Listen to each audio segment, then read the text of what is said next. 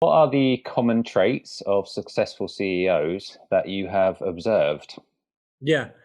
Number one, and actually that's one of my mantras in my business, which is, I mean, they take action immediately, right? And it doesn't have to be necessarily like perfect action. And that's something I use that's a nugget I use all the time, which is take imperfect action now.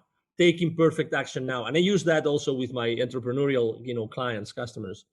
Um, and that would be one. So they're less, let's say, I wouldn't say fearless, but they're less fearful of taking action and going to the market and making business decisions and marketing decisions, although they don't have all the information, all the variable, right? So they like to take risk.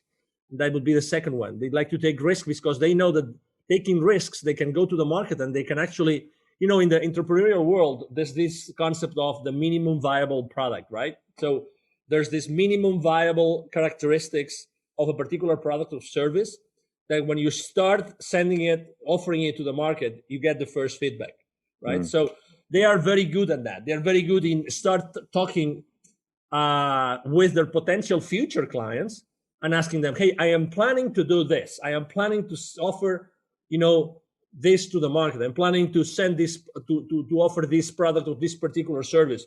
What do you think about it?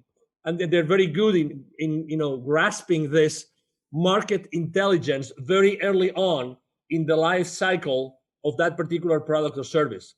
you know so again, taking imperfect action, being open to take risk. And the third one would be they're all very, very, very mindful that the key thing inside the organization, so that they are able to provide their boards with the answers that they're looking for, the shareholder value that they're looking for. They're very mindful that everything relies on their teams. Okay, it's not that everybody does a great job in educating or engaging or keeping their employees accountable. Obviously, every single CEO would like to have a high level of accountability within their employee base. But the reality is that that depends a lot on their leadership style, right? Hmm. It depends a lot on the engagement of the employees. But they are definitely completely mindful that and conscious that their team is everything for them, and every single decision they make as far as growing their team or maybe downsizing it whenever the circumstances make them do that, they are very, very mindful that the talent and everything that they have been developing within their team is the main asset that the company has. So they put a lot of effort in making sure that their own messages, the messages that come from the board, really, really, really go down, not only onto their own leadership team in the company, but to the rest of the employees of the organizations. Those would be my three main traits that I have found throughout my life. The first thing that you mentioned is also something I've heard about billionaires. So they basically looked at common traits among billionaires, and the way they phrased it, which is reminding me of what you said, was they're willing to take action regardless of the certainty of whether it will work or not. So you said it was risk, but I mean, it just makes me think of that because a lot of times we don't know whether something's going to work, but the billionaires or perhaps CEOs in your case, they're willing to take the action anyway. Exactly. And actually, this is also a common trait with not. I work a lot here in Dallas, in the Dallas Fort Worth area, with entrepreneurs, with startups, and very, very embedded, let's say, in the startup world. And I work with business incubators, business accelerators.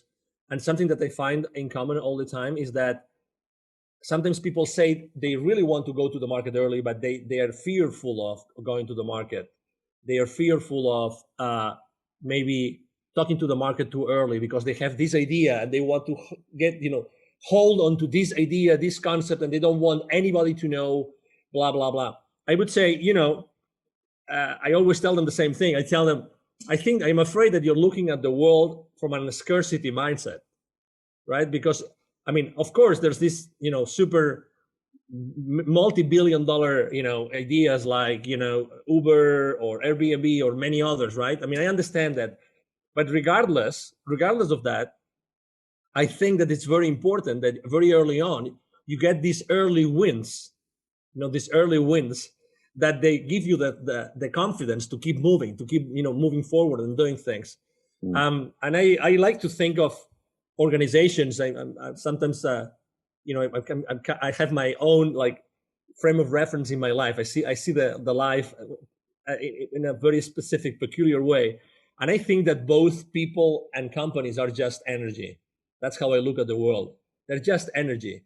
So a company, a startup, it's just a whole bunch of energy that is being built by one of many different people. But at the end of the day, you want this energy to get into the market, right? You want this energy to touch the market, because it's going to be benefiting the market. It's going to be bringing additional value to the market in the form of service or product. It doesn't matter. And as Tony Robbins says very well, the amount of wealth that you are able to generate with your business or with your life is totally proportional to the amount of people that you're able to add value to. So why being again, although I know that intellectual property is important, why not going very early on into the market? Just take your chances and start deploying this, start testing it. Proof testing is the number one thing I always advise my CEOs when they want to launch a new product, or the newly established ones when they are starting with a completely new venture. Just don't, those precautions, which I understand come from a mindset of scarcity, and not everybody is in agreement with me, but hey, there's enough business, there's enough needs out there in order to fulfill as much as you would like to offer to them, literally. And if it's not locally, it's going to be in other areas. That's why I'm very strong on internationalization and going international, going global, because there are a lot of products and services that are not only valuable locally, but in many other areas in the world. Well, yeah, so much so. And tell me if this was not what you were going for, but your phrase about the minimum viable product, so much so that it's actually got its own name now, right? So it's they call it products being in beta. So we're pushing this out, and you're going to be the ones that are testing it, right? Is that kind of what you meant? Yes. It's the concept is very similar. In the entrepreneurial world, they use this term just because it's the minimum viable as far as what? Viable as far as you are able to serve a need, right? So exactly, it's the earliest stages of a product or of a service, which is exactly the concept of a beta, right? So you are telling your clients, I'm launching this. I would like you, if you were so kind, to test it along with me, and you tell me the feedback, you tell me what you think about it, so we can move forward. Exactly. I think that the smartest companies do that. They actually reach out to you and they tell you, would you like to beta test our next product or service? I think it's extremely smart, and allows you to have this early on feedback from what will happen down the road.